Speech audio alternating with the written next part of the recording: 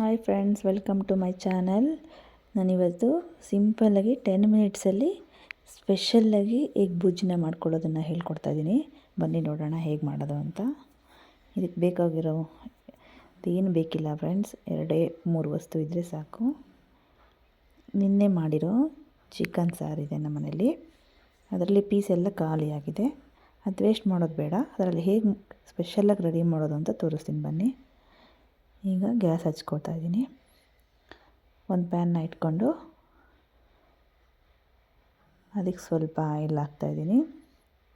ತುಂಬ ಆಯಿಲ್ ಏನು ಬೇಡ, ಸ್ವಲ್ಪ ಆಯಿಲ್ ಹಾಕಿದ್ರೆ ಸಾಕು.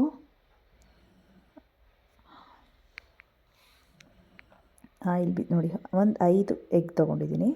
ನಿಮಗೆ ಎಗ್ ಸ್ವಲ್ಪ ಜಾಸ್ತಿ ಬೇಕಂದ್ರೆ ಜಾಸ್ತಿ ತೊಗೊಳ್ಳಿ. ನಾನು 5 ಎಗ್ ತೊಗೊಂಡಿದ್ದೀನಿ. ನೋಡಿ, 5 ಎಗ್ನ ಈ ಥರ ಓಪನ್ ಮಾಡಿಟ್ಟಿದ್ದೀನಿ.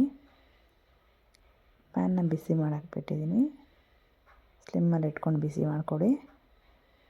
ನೋಡಿ, ಈಗ ಇದನ್ನು ಪ್ಯಾನ್ಗೆ ಟ್ರಾನ್ಸ್ಫರ್ ಮಾಡ್ತಾಯಿದ್ದೀನಿ. ತುಂಬ ಚೆನ್ನಾಗಿರುತ್ತೆ ಫ್ರೆಂಡ್ಸ್, ನೀವು ಮಾಡ್ಕೊಂಡು ನೋಡಿ ಹೇಗಿರುತ್ತೆ ಅಂತ. ಎಷ್ಟು ನಾನು ಚೆನ್ನಾಗಿ ಮಿಕ್ಸ್ ಮಾಡ್ತಾಯಿದ್ದೀನಿ. ಅದನ್ನು ಮುಂಚೆನೇ ಬೀಟ್ ಮಾಡ್ಕೊಬೋದು, ಬಟ್ ನಾನು ಈ ಪ್ಯಾನಲ್ಲೇ ಹಾಕಿ ಮಾಡ್ತಿದ್ದೀನಿ. ಸ್ವಲ್ಪ ತಿನ್ಲಿಕ್ಕೆ ಸಿಗಬೇಕು ಅಂತ ಮಾಡಿ ಈ ಥರ ಮಾಡ್ಕೊಳ್ಳಿ. ಎಗ್ನ ಜಾಸ್ತಿ ಬೇಕಂದರೆ ಜಾಸ್ತಿ ಹಾಕ್ಕೊಳ್ಳಿ, ಕಮ್ಮಿ ಬೇಕಂದರೆ ಕಮ್ಮಿ ಹಾಕ್ಕೊಳ್ಳಿ. ನಾನು 5 ಎಗ್ಸ್ ತೊಗೊಂಡಿದ್ದೀನಿ. ನೋಡಿ, ಈ ಥರ ಮಿಕ್ಸ್ ಮಾಡ್ಕೊಳ್ಳಿ. ಈಗ ಸ್ಲಿಮ್ಮಲ್ಲಿ ಏನು ಇಡೋದು ಬೇಡ, ಹೈ ಫ್ಲೇಮಲ್ಲಿ ಇಟ್ಕೊಂಡು ಮಾಡ್ಕೊಳ್ಳಿ.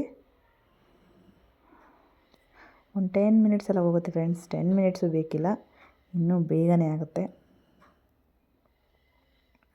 ನೋಡಿ, ಈ ಥರ ಇದಕ್ಕೆ ಸ್ವಲ್ಪ ಸಾಲ್ಟ್ ಹಾಕ್ತಾಯಿದ್ದೀನಿ.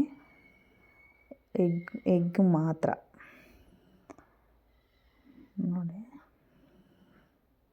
ಈಗ ಚಿಕನ್ ಸಾಂಬಾರಿಗೆ ನಾವೆಲ್ಲ ಹಾಕಿರ್ತೀವಲ್ಲ ಫ್ರೆಂಡ್ಸ್, ಅದಕ್ಕೆಲ್ಲ ಖಾರ ಎಲ್ಲ ಏನು ಬೇಡ, ಎಲ್ಲ ಅದರಲ್ಲೇ ಇರುತ್ತೆ.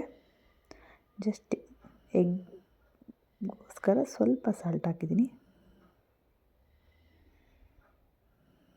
ನೋಡಿ, ಚಿಕನ್ ಸಾಂಬಾರು ಇದನ್ನು ಜಸ್ಟ್ ಅದು ಸ್ವಲ್ಪ ಬೆಂದಾದಮೇಲೆ ಚಿಕನ್ ಸಾಂಬಾರನ್ನ ಅದಕ್ಕೆ ಟ್ರಾನ್ಸ್ಫರ್ ಮಾಡ್ತಾಯಿದ್ದೀನಿ. ತೆಗೆದಿಟ್ಕೊಂಡಿದ್ದೆ ಸಪ್ರೇಟು. ನೋಡಿ, ಇದು ಹಾಕಿ ಒಂದು ಒಳ್ಳೆ ಮಿಕ್ಸ್ ಕೊಡಿ. ತುಂಬ ಪುಡಿ ಮಾಡೋದು ಬೇಡ,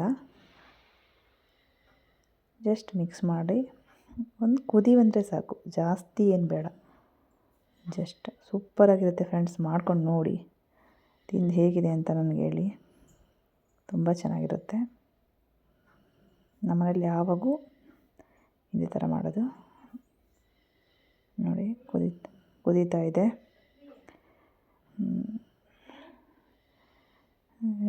ನೋಡಿ, ಈ ಥರ ಕುದೀತಾ ಇದೆ. ಈಗ ಹೆಂಗಿದೆ ನೋಡಿ.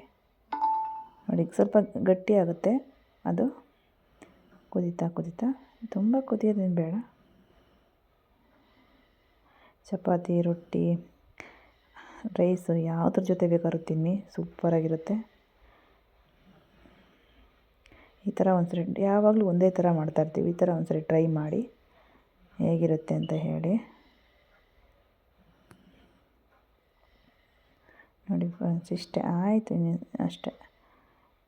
ಜಸ್ಟ್ ಒಂದು 5-6 ಮಿನಿಟ್ಸಲ್ಲಿ ಆಗಿಬಿಡುತ್ತೆ ಅಷ್ಟೇ. ನಮಗೆ ಬೇಕಿರೋದು ಏನು ಫ್ರೆಂಡ್ಸ್, ಎಗ್ ಒಂದು 5-6 ಎಗ್ಗಿದ್ರೆ ಸಾಕು.